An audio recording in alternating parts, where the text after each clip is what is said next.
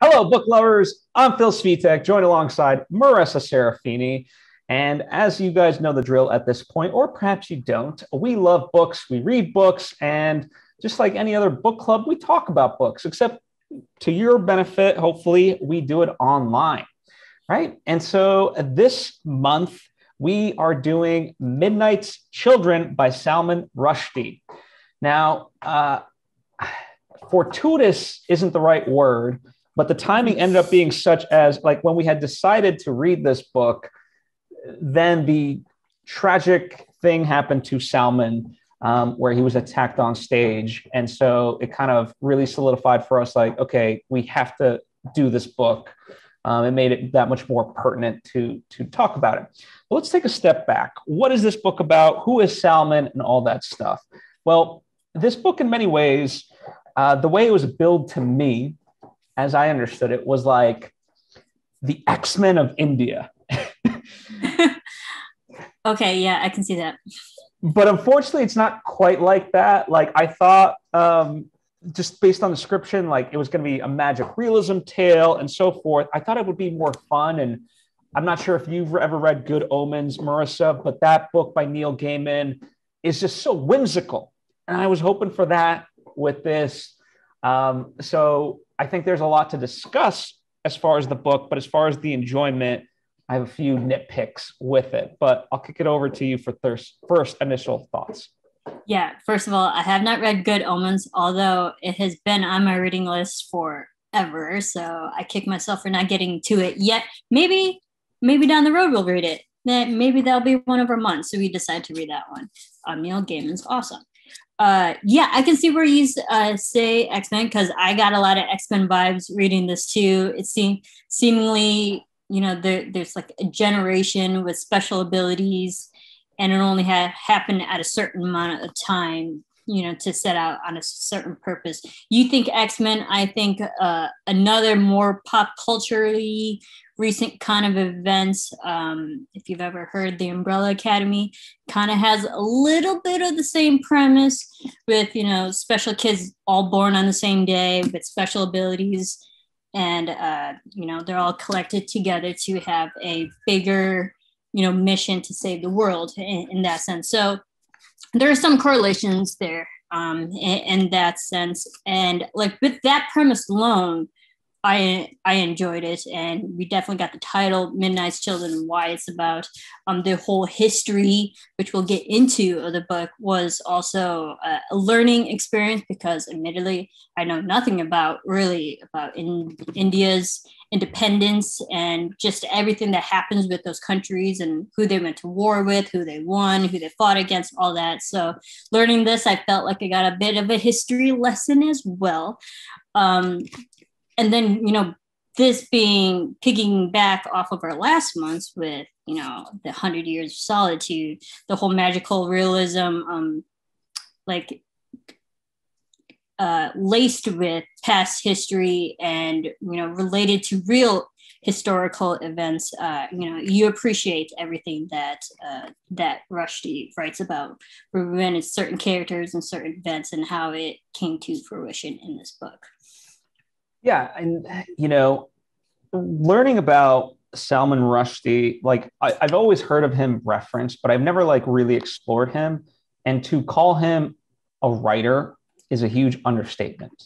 He is just a prolific human being. He is a political leader. He writes nonfiction books. He writes fiction. And when I say writes fiction, he's done over, at this point, I think around like 13 novels. And just, he's a thought leader. Like there's so much to contain his life in any short description is almost near impossible, right? Mm-hmm. And I think it's emblematic of what this book essentially is because there's just so much jam-packed in this book that it feels very akin to him as a person. He grew up, so he was born in 1947. He grew up in a Muslim family, but now like he is very adamant that he's a hardcore atheist. He started off in advertising, actually, which I think, in that way, I could see sort of the idea of I think it infuses itself into his writing, and we can talk about that a little bit more. At the time, he was working at the advertising agencies.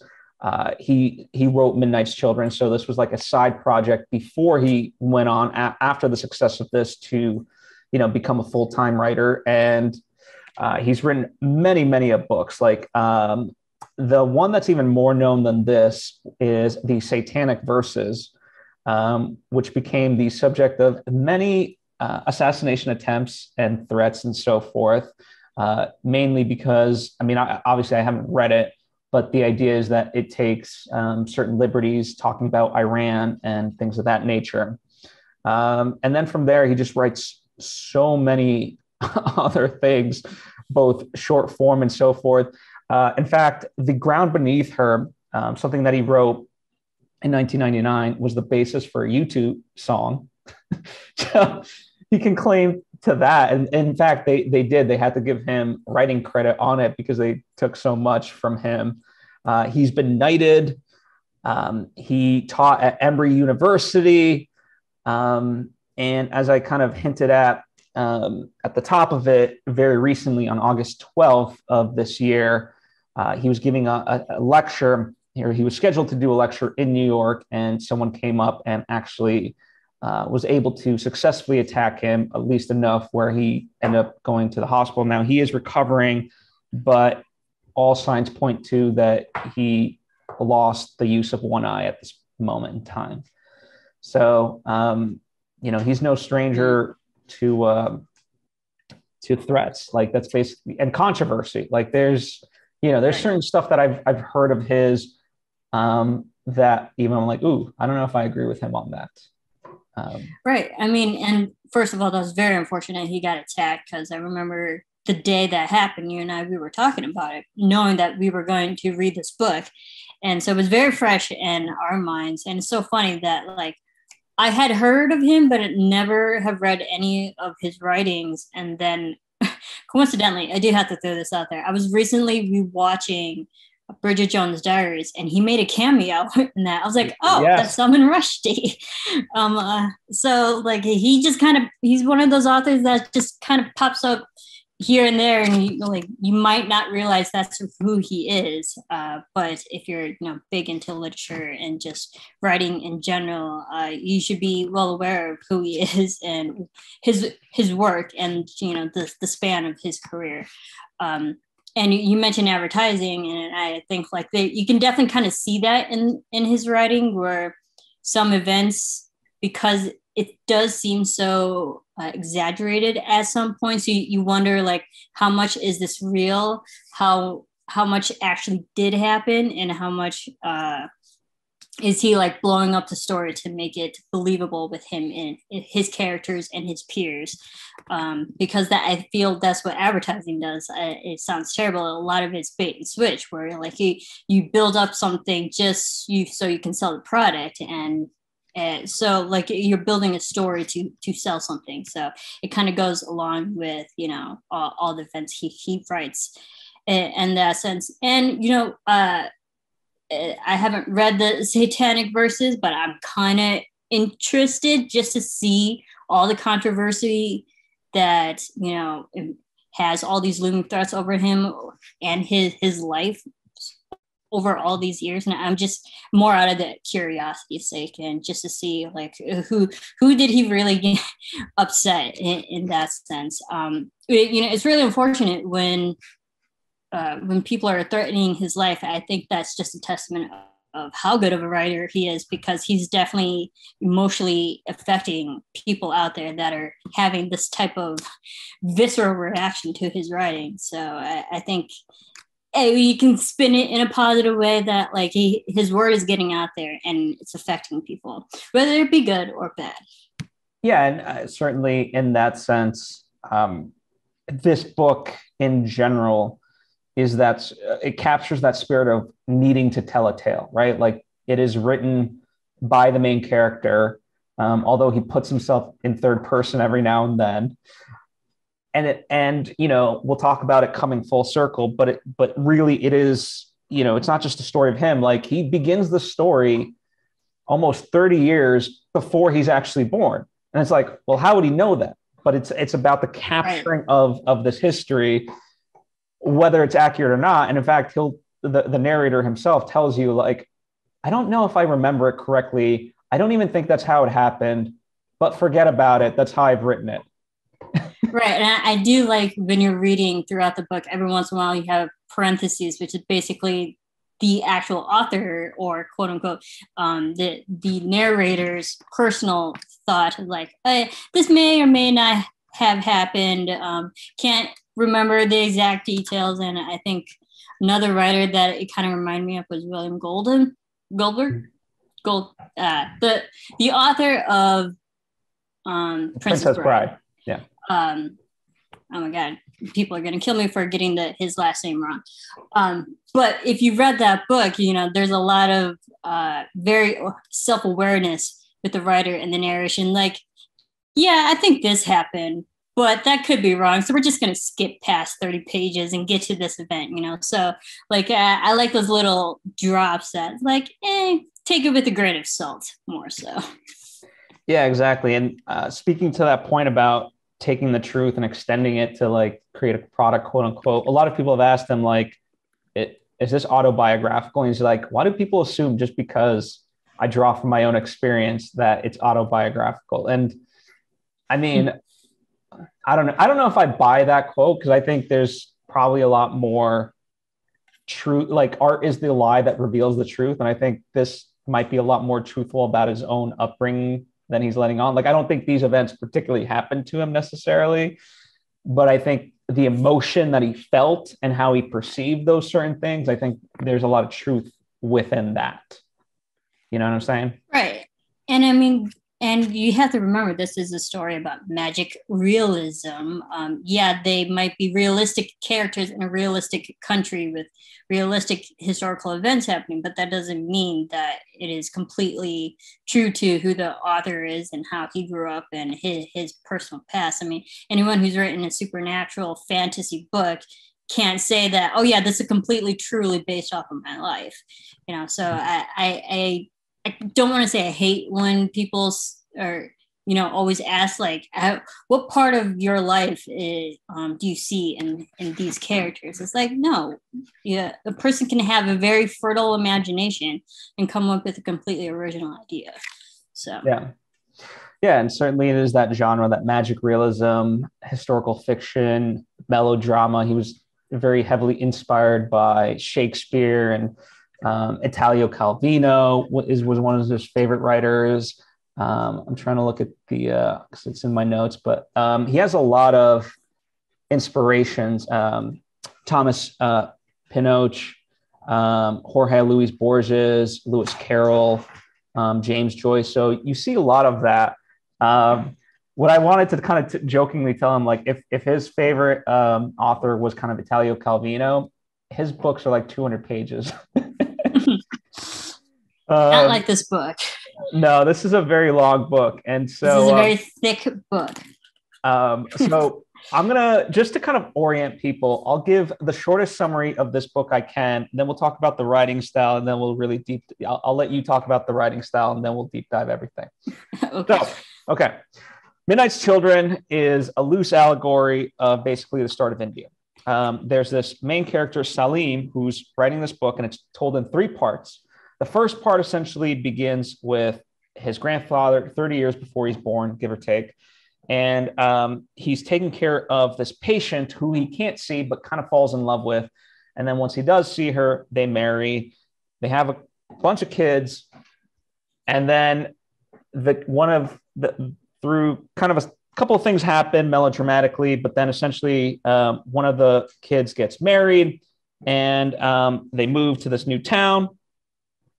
There's a wealthy person who's having an affair with, like, the entertainer. We'll call him the court jester of the whole thing. And so, the court jester person thinks his name is like Wee Wee Willie or something like that. Anyway, so he thinks it's his child. There's this woman that kind of knows the truth, so she switches the people at birth. And so the one that was supposed to be poor, Saleem, ends up going with the rich family, quote unquote, and then the poor kid or the rich kid ends up being with the poor kid, their poor family, right? Right. Let's get that straight.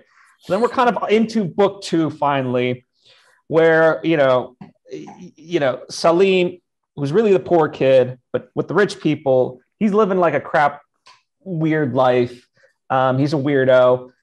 And then around like age 9, 10, he learns that he can like communicate with kids that were born, within the midnight hour of when India was created. And that's what makes him and this other kid special, is they were literally born at the birth of independent India, right? So their successes and failures essentially mimic India's rise and fall. And so he wants to like unite all these people, which there used to be just over 1,000, but because of deaths, there's like about just a little less than 600. Yada, yada, yada. They don't get along. He learns about the character of Shiva, which is actually the rich kid who got switched to be the poor kid. Mm-hmm. Anyway, then they have to move to a different part of India. Keep going. You're doing great. There's a war that happens. And then there's like a snake charmer. I'm losing the thread really quickly here.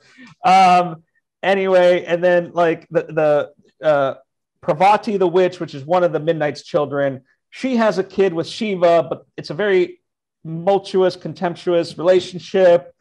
And then his sister is now a famous sister who used to be called Brass Monkey, but now she's Jamila Singer. Anyway, war happens. They try to sterilize all the Midnight's children. Well, Shiva does.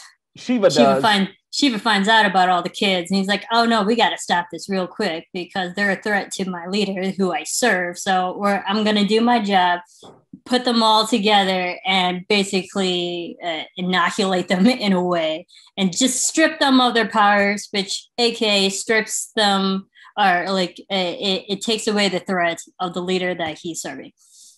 Yes. And all this sort of happens, and then kind of it doesn't happen. And then Saleem finds himself where he's like, all right, I'm going to marry the love of my life, Padma, who I've been kind of recounting this entire story to, who hasn't really believed me, but I love her.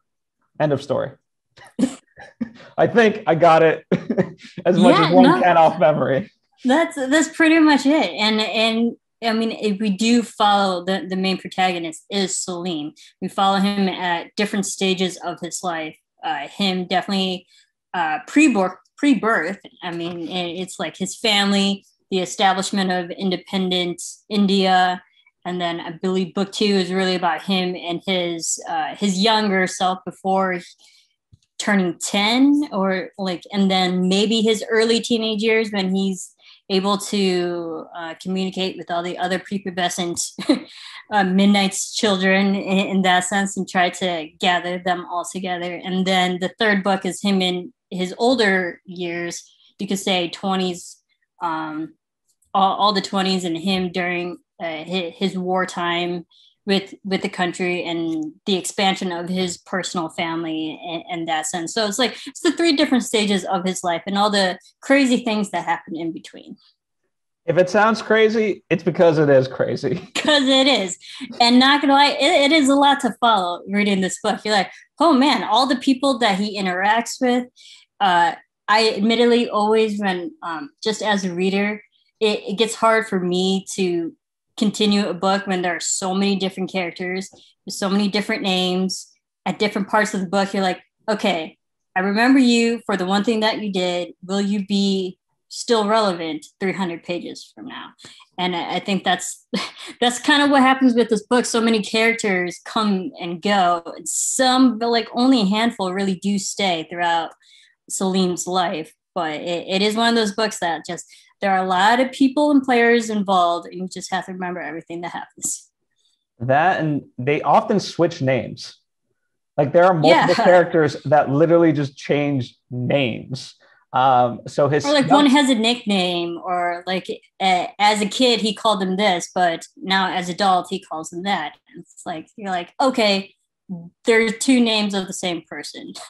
So, yeah. In particular, his younger sister, who used to be called Brass Monkey. Now she is Jamila Singer. Jamila. So yeah, and here I don't know what it was like for you. Like on paper, that sounds all sort of exciting, but as far as like what was written, it just kept being like, and wait, but you don't understand. This is like really important. And okay, so I'm going to tell you this. And most people don't believe me. I'm like, just tell me what it is. And and honestly, like I get from a theoretical standpoint what the whole family stuff was about as part of book one. Really, it could have been like a prologue. You know? Yeah, I can understand that because there's so much detail that happens, and I think book one is the longest. I mean, it's a few hundred. It's pages. Like 250 pages. Right. Until we get to book two. It takes a while, but once, I mean, and like any good book, I guess you can say you need the establishment, but the way that this book is written and the narrative, again, with very long paragraphs, a lot of stream of consciousness, with every once in a while with the parentheses of a little mental note that this may or may not happen. That he kind of contradicts himself a lot, or he second guesses his facts of the story. So you go into a long paragraph, you're like, did all this happen? Did it not? I don't know. But it is one of those things. I don't want to say superfluous dialogue, but there's a lot of extra details in it that you could cut and you wouldn't miss anything.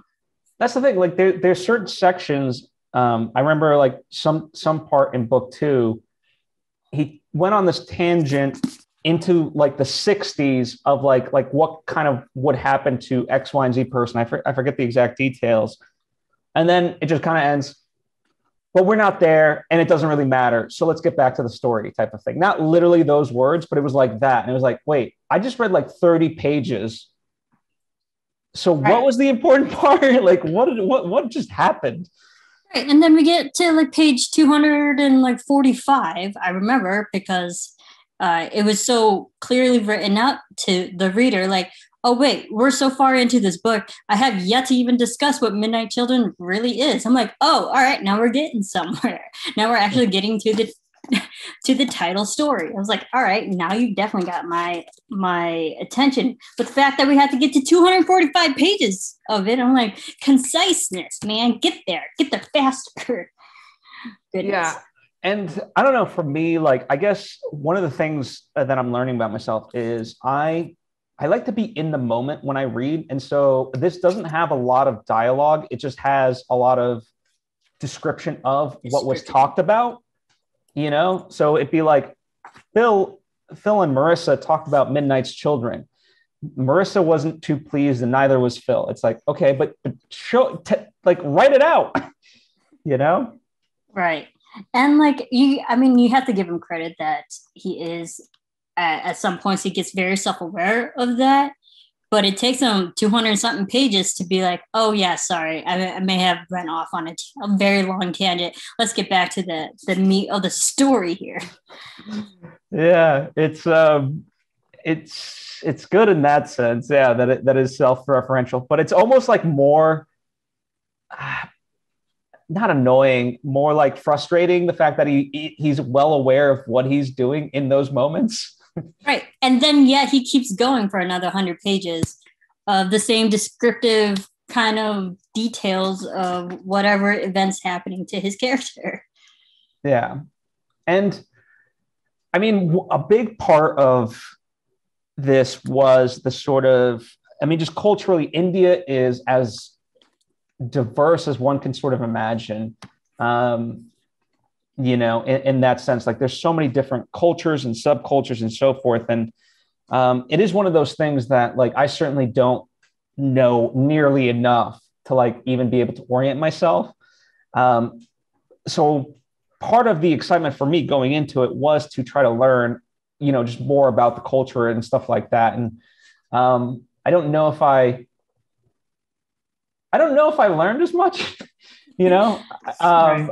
I remember I did like the grandmother saying, what's it called? She just kept saying, what's his name? Yeah. What's his name? Yeah, there's a lot of repetition, and I think that also goes with the fact that maybe he wrote the grandma's memory, couldn't remember a name because the author couldn't remember the name, or the character Saleem, being the narrator, couldn't remember that point of the story, and like I think another good example of it to try to explain it better, that I'm going to get pop culture here. There's an episode of How I Met Your Mother, and the narrator, every episode is told as a quote unquote memory of, the main narrator is telling stories of his younger self to his kids. So every episode is basically a memory. And then like they get very self-aware at times. It's like, I don't remember this character's name, so we're just going to call it blah, blah. So, and it has that kind of sense throughout the book. Every once in a while, like, what's his name? That person. Or, they just blur things together just to be like, okay, it's a person or it's a thing that they're trying to reference. And we don't really need to put an actual name to it, because at the end of the day, not really all that important. Yeah, no, it really wasn't. Is there a particular character that you liked the most? Liked the most. Huh. I mean, I did like the aunt. She did play a good part because you're talking about Emerald? The woman, is it the woman who not switched, but yeah, I think actually, again, with all these characters, you're talking about the caretaker. Yeah, the caretaker who felt bad and guilty for switching the two kids, who because of the switching, she felt so guilty that she's like, all right, I'm gonna now help raise him to kind of make atonement in that way. So like, I did like her because she does come around also at the end, and he plays one of the rare characters that is throughout the book. So I liked her because she's a nice through thread throughout all the three books.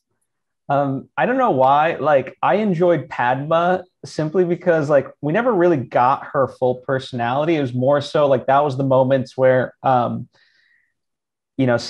would sort of break his writing character and be like, Padma thinks this sucks, but I don't have time to fix it. Like, right. I don't know. There's just such a raw personality to it. Where it was like a kind of a breaking of the fourth wall and really spoke as the like audience surrogate. Right. And I think it just shows that like that's also realistic, where it's either a man is very aware that their significant other is bored. They're like, but that's besides the point. I'm going to keep telling this story, even though they don't like it. Yeah. Yeah. There was a lot there. And I mean, honestly, like I think there's a lot to like, and I understand why people do like it. There's that side of it. Like all of this is in service. Like ultimately what it's saying is preserve history, right? And we have to tell our own tales sort of thing. And that there's power in the written word. And, especially from, an Indian perspective, quote unquote, the idea of like preserving our own history and our own identity and keeping this record alive is important. So I understood that side of it. And I also, did you get the sense like it was very interesting to me how there was a lot of hope pinned on him in India at the very beginning. And then it kind of, I don't know, for my money's worth, dissipated, where like the reality set in, which kind of tracks with just all people in general, right? Like the youth that has this blind optimism. And as you get older, you get curmudgeon-y. Yeah, I was just going to say, I was like, I think that's the, ignorant is bliss, because when we're kids, we think we can do anything. We have this naive sense of the world and thinking that they can take on and cure and do whatever. And then as we get older, as we understand more, we realize, oh, that's not feasible. And so I think reality just sets in that like, oh, they realize that they're not invincible in that sense, and they are flawed, and they can't fix everything, even though they thought they could when they were kids.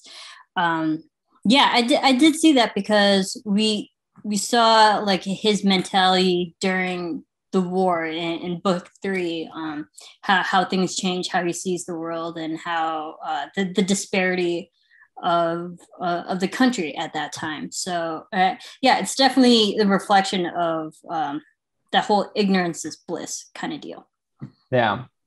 And also, I think he was well aware of like what he was drawing from. Like, there's literally Superman comics referenced within the text. That's why I have no qualms about calling him like the Professor X. Not that I think, the X-Men, this was written in 81, right? But like, just in general, I don't think like the X-Men, they came out, but they probably weren't that big around that time. Superman, I mean, goes back, to the earlier part of the decade. So that's why he would have made that reference. But just now we have like DC versus Marvel. That's a whole thing too. Exactly. But just the idea of how Western culture kind of was seeping in, and just that very oblique reference of Superman, Man of Steel, Yeah. And the X-Men were created in the 60s, I believe. So I can definitely see if there were X-Men related content to this. So yeah, I mean, and that's another thing, is that the X-Men, they band together and they had this bigger, more ideal version of the world, and like, yes, they grew up discriminated against, but at the end of the day, they still see the good in humanity. And I think that's what Saleem was thinking. He sees the problems and troubles of the country, but he still wants to do something to help. And he has this ability, and he realizes he's connected to other people who also have special abilities, and he wants to get them together in order to maybe do something and help the world in a bigger sense. Like the whole theme of collectiveness and working together as a group for the bigger picture and a bigger whole. Yeah. There's that side of it though, like, he's got everyone there. Like, it very much is like, okay, so everyone's like, what's step one? All right, well, step one is create a plan, and then everyone just argues about like, well, what is that plan? It's almost, I don't know if you remember the 1960s Batman TV movie. No. Well, anyway, so there's like this like fake UN type of council, and essentially they have to save them, and by the end they do, and it's like world peace rests on these people's shoulders, like literally that's part of the line, and then they're brought back, they're essentially reanimated back to life. Don't ask me how or why. That's a thing. And literally the first thing, like as if no time had passed, they're just bickering nonstop. Right. So it very much feels like that, of like, just, you have these 500 or so kids, Midnight's children, and they just can't agree on a single particular thing. And right. Oh, sorry, not to cut you off, but you have to remember, like, there are 500 kids with no direction and no leadership. Other than the fact that, like, how productive could a meeting be when you have that many young minds together with no sense of direction? So it is no surprise that whole meeting didn't get anything accomplished, other than the fact that, hey, we got all the world's special children together in one place. Well, that's where the politics of it does come in, right? Because he very much wanted it to be a democracy, whereas Shiva was like, no, I'm the leader. We're going to do what I say, essentially. I was like, no, let's all vote. And it was like, no one knew. So, it is that weird sort of commentary where obviously dictatorship is far easier in terms of a system. Doesn't mean it's good. It just doesn't mean easier. It's effective. Yeah, it's just easier. And I don't know, in some sort of weird way, it did make me appreciate like the US as an experiment. The fact that like as unstable and weird as it is, it's like, all right, well, I guess it's sort of working. Like the fact that we can at least like weirdly agree to enough things to like create this. Right. And we at least agreed to a meeting to sit down and talk to each other to at least try to accomplish something. You got to give them props for that. Yeah, I mean, if you think about it, like society in general, right? Like even like Lord of the Flies and any of these types of stories, it's kind of a miracle society exists. Yeah, and Lord of the Flies, there was only about 12 boys. I mean, I'm not great with numbers, but I mean, there was only a handful of kids, and they could hardly get along together themselves. Imagine 500 plus kids. Not a lot was going to get done during that meeting. Yeah, and also we should talk about, like we kind of hinted at, but the idea that like some kids are quote unquote more special than others, depending on which time you were born. So the closer to the midnight you were born, the more, more effective elite. Your power. Yeah. Or like the more stronger and specific and cooler your powers are, basically. Yeah. Whereas, if you were born at like 12:59, you're like, oh, I guess you can hang out with us. you're what was the reference? Like bottom of the barrel kind of things. Like some of them were quote unquote circus freaks that I believe there was a pair that was Siamese twins. But like one person could walk through walls, which is cool. That's a very kiddie X-Men kind of character thing. So yeah, it's just like closer to the midnight, the more more cool and powerful your abilities are. And then like the farther away from midnight, it's like, your speciality isn't so special that way. It's kind of just like the one weird quirk. It gets weirder the farther away from midnight you get born. And it's that stuff that I would have loved to explore. Like, I don't know, in general, like I have to imagine if that kid's parents saw like their child walk through a wall, it's like, that must be like national news. Like, you know what I mean? It was all just so, that's cool. Like there was so much coolness to it. And yet we're writing about like the affairs, like literally the extramarital affairs of basically everyone involved. Yeah, well, because romance and cheating affairs is very interesting to any relationship that you read. That's therein lies the drama. But like I completely agree. I think maybe it's just our personalities that I think I would have been way more captivated had he kept talking specifically more about the actual Midnight's children rather than his family members or the people who he grew up with. I wanted to know more about the actual children. Exactly. You know what? Do me a favor. Flip that book open and read that back summary, because here's the thing. I don't think it's not that long. No, it's not. Unfortunately for you, I'm a very fast reader. All right. Greeted by fireworks display, cheering crowds, and Prime Minister Nehru himself, Saleem Sinai is born at the stroke of midnight on August 15th, 1947, the very moment of India's independence. Saleem grows up to learn the ominous consequences of this coincidence. His every act is mirrored and magnified in events that sway the course of national affairs. His health and well-being are inextricably bound to those of his nation. His life is inseparable, at times indistinguishable from history and his country. Perhaps, there you go. But just that opening little bit, right? It makes it seem like that's chapter 1. Right, but like everything that Saleem does in his life is always tied to historical event of his country. It's not. It's like he is, basically. What's the word? He's tied with the country and anything that happens.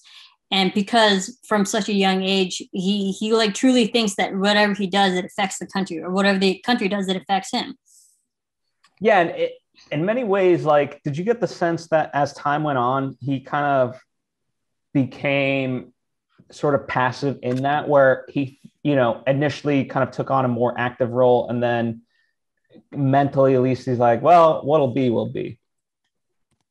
Yeah. I mean, yeah, you definitely saw that when he's recounting his grandfather and stuff, and describes the importance of his birth and why it's so special with the other, kids. he sees it as like such a phenomenal event, and he was even like, dare I say, condescending about the reporter who was covering the story, and saying that she only got paid like an X amount of dollars or rupees to cover the stories, where because this is such a cool event, she should have been paid way more, because like all of our births are phenomenal in that sense. So like she doesn't realize how important and special we are. So the fact that she only got paid a handful of rupees is kind of an insult. So like he's already born and established himself with like such pride, and throughout the book that slowly goes away. Yeah, cool. And do you think it's tied in with the idea that, you know, his life is a lie? I mean, not very early on, but at a certain point, certainly when he's still young enough, it is revealed to, we'll say, the world that he was switched at birth and he's not really who he's supposed to be. And there's like a shame brought on by that. Right, absolutely. When he realizes like, oh, he's living this life that wasn't supposed to be his, that kind of strips him of his identity that he established himself so highly and thought so highly of himself. When he realizes it's not true, he's like, oh, okay. It takes away that pride that he knew and he loved, and it kind of changes his character. To say in a good way, I'm not sure, but it does. It makes him realize like, oh, maybe he's not as special as he thought. Yeah, unfortunately. Did you know that this also eventually got turned into a movie? I did hear about that after the fact. Yeah, so the movie was written also by Salman Rushdie, but it didn't do so well. And I could understand why. I think in general, it's very hard to adapt, you know, good books well, especially if you're just going to make one movie, right? And like there's a lot, and it's a lot of internal stuff, so like you know what I mean, you just kind of set up for failure type of thing. Right. How do you condense this big book into one movie? Again, because I mean, yes, when you read it, there's a lot of internal stream of conscious dialogue and a lot of extra stuff that if you skip over it, not to say you would, but like you can omit a lot of things, and it's not changing the story. You're not missing anything, because the main character is Saleem. So really, after reading this book, that like there are only really a handful of events that happened to him that stuck out to me as a reader that I can remember, and all the other details in between I don't. Yeah, I mean, for sure. Like I said, I mean, the Midnight's Children in particular was the driving force for me. And the irony is we spend so little time with it. With them. Yeah, you know? With them. It was like you get a brief summary of like what they are, how they're special, how they're tied to each other, how they're tied to the country and its history. But then they all just, you know, once Shiva strips them of their power, then they're just people. And you know, Saleem doesn't connect with them anymore. And then all that, in that sense, it also takes away his power being connected to them. So they're not really Midnight's children anymore. They're just children. Yeah. And I mean, part of like just even hearing you say that kind of makes me think, let me know if this resonates in any sort of way, but his desire for connection, right? Because a lot of time in earlier parts of the book is spent talking about Brass Monkey, his sister, right? And like at this point, I could tell you Brass Monkey's entire dating history, right? And so, but I think he's like, and even though she's his younger sister, I still think like he was trying to connect with her, and she was just so bold. I mean, hence the name really came from that. She just didn't care about anything. He was going to do what she wanted, right. And he just very much wasn't that type of kid. So I'm wondering if that, you know, goes with along how you interpreted it. Yeah, definitely the connectiveness is how like his life is so tied to everything and everyone. And once that's taken away, when you sever connections, it kind of severs his sense of being in that sense. But there's also, there's that theme of connectedness, but there's also this theme of, not to get too much, but if you want to, into the themes of repetitiveness and symbolism, the whole ups and downs and the whole snakes and ladders. There was a big theme to snakes, and like snakes have this symbolism of, being evil, but also the game Snakes and Ladders, like you can go up and you can go down. And that's a reflection of India and the power, it was at its height, and like the upheavals and the downfalls of the country, and gaining its independence, going to war with China. And so like there's a lot of ups and downs and balances within the events and all these stories that Saleem's recounting. I did forget about that. Like there was a legitimate chapter, and when I say chapter, like probably 45 pages dedicated to snakes and ladders. To snakes. But yeah, after all the snakes, and like he mentioned snakes like every 10 pages, in some sense. But I definitely get it, because first of all, you can't trust them, and for every up, there's a down, and you definitely saw that, because, and then he would describe certain people as snake-like with characters, and green. There was the repetition of just the color green and everything. Green color, green eyes, green hair, green food. So like, again, there's just a lot of repetitious things. And even with numbers, and I'm not great with numbers, but he mentioned the importance of numbers. We got 420 several times. We got 1001, which is, a big number. If you've ever read Arabian Nights, 1001 Arabian Nights. There was a lot of reference to Arabian Nights. Yeah, for sure. Yes. Have you ever read it? I've read it. It's good. I've seen the movie.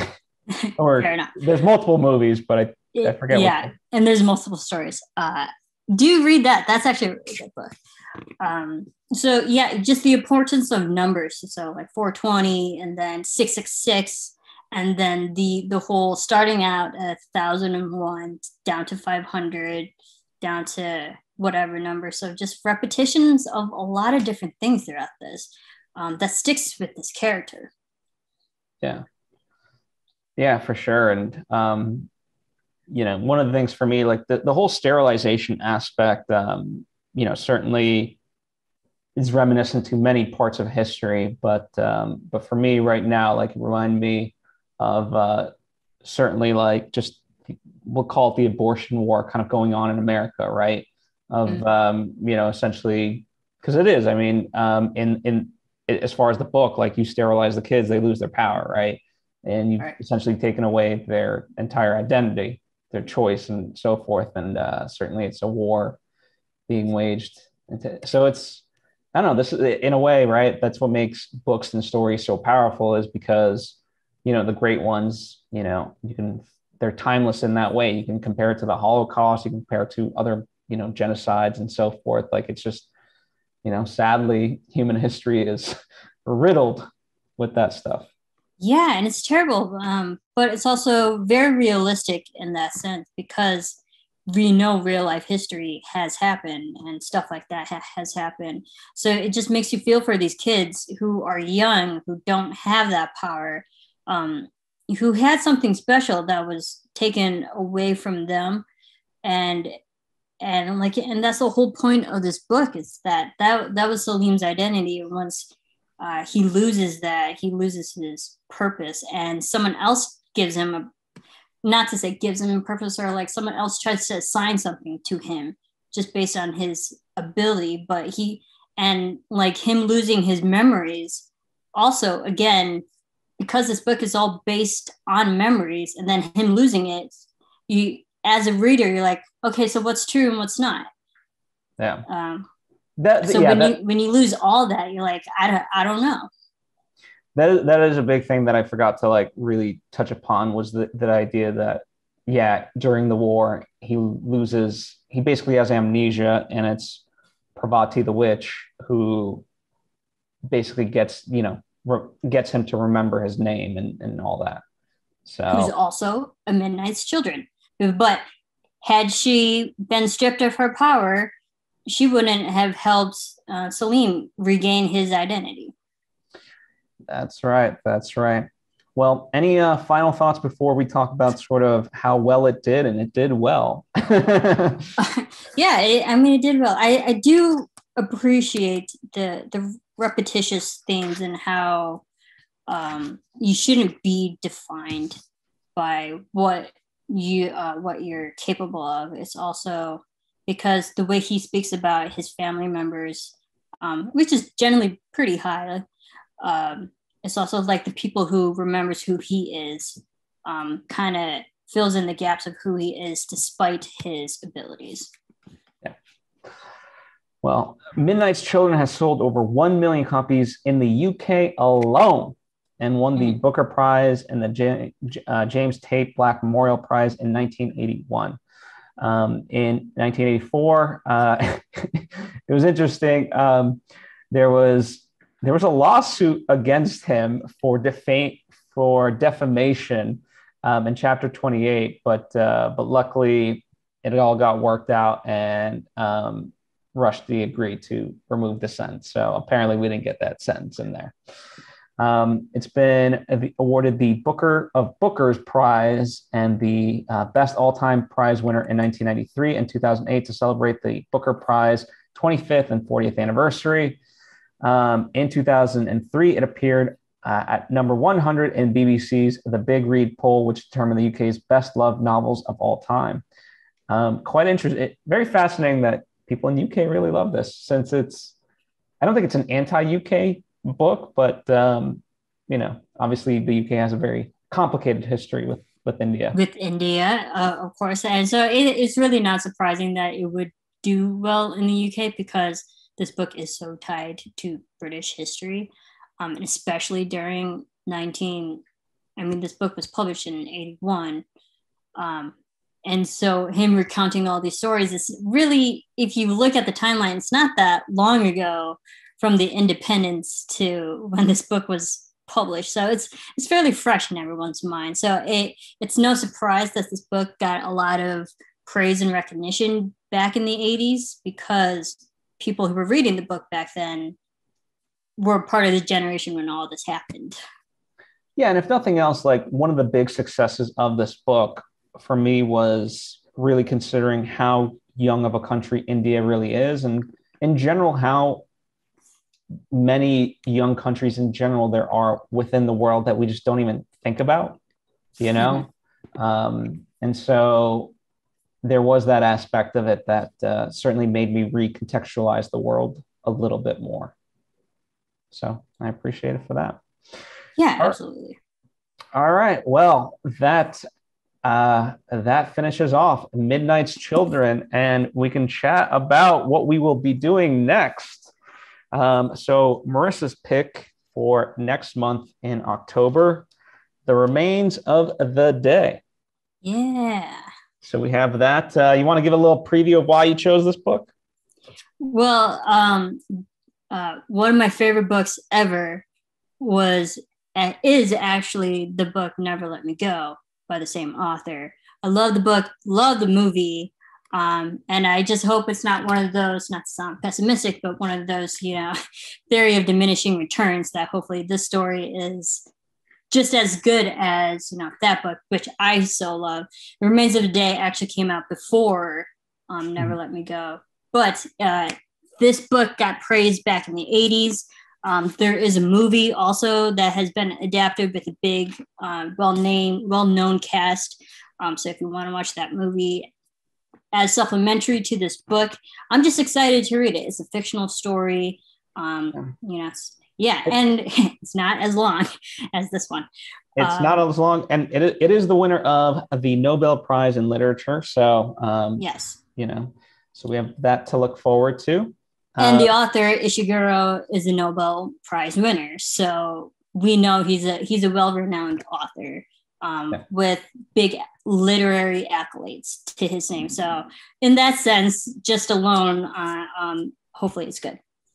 And for November, I'm starting to pick shorter books. So right here, this is called Saturday by Ian McEwan. So this will be our November book. If you loved Atonement, this is by the same author. And I'm almost through this one. I think you'll enjoy it. Then in December, we will celebrate the holidays with Hercule Poirot and Agatha Christie in Hercule Poirot's Christmas.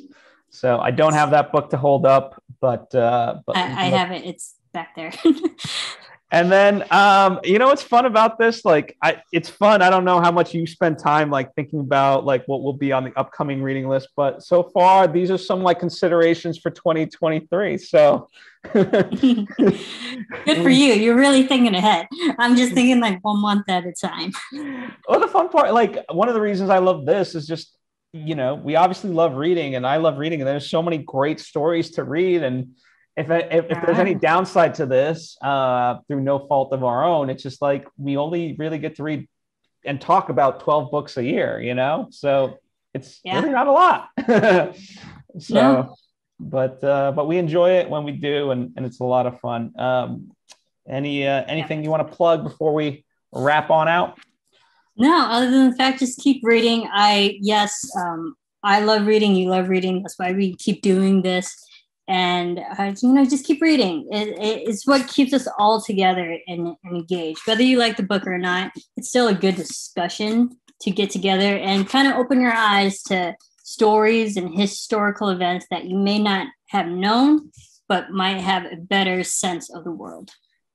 Indeed. And as always, comment down below. Let us know what you thought of the book. If you have any questions or just, book recommendations. Would love to check them out. In fact, there was someone who wrote a very thoughtful response to, why am I blanking on the book? I forget what book they responded to, but they said it was one of their favorite books, and they thanked us for covering it. So luckily, that's nice. Luckily, it wasn't one of the ones we didn't like. No, that's fine. And we have read some good books. I just gave The Invisible Woman to my mom recently. So, and because there are great stories out there, whether they're fictional or not, that other people might enjoy them if they've never heard them before. Just like open your eyes. There's thousands, millions of stories out there. Read. And I know I'm preaching to the choir at this point, especially this far into the episode, but I was talking with a friend who reads like nonfiction exclusively. I was like, read The Invisible Woman. You will like it. You're Jewish. Read it. That's terrible. Well, no, because I said like my pitch was like, hey, it's a nice like gateway drug because it's like realistic enough where you'll get like the history and it's someone who's trying to learn more about like her history of her Jewish culture. So I'm like, well, this is like, nice gateway drug into fiction. There you go. And I usually just read fiction. So yeah, I rock both. Open my eyes. I rock both, I think both are very valid and needed. So yes. Anyway, at Serafini TV is where you can follow Marisa's adventures. I'm at Phil Svitek. Thank you so much. We'll see you next month with the remains of the day. There you go. Bye. Bye, guys.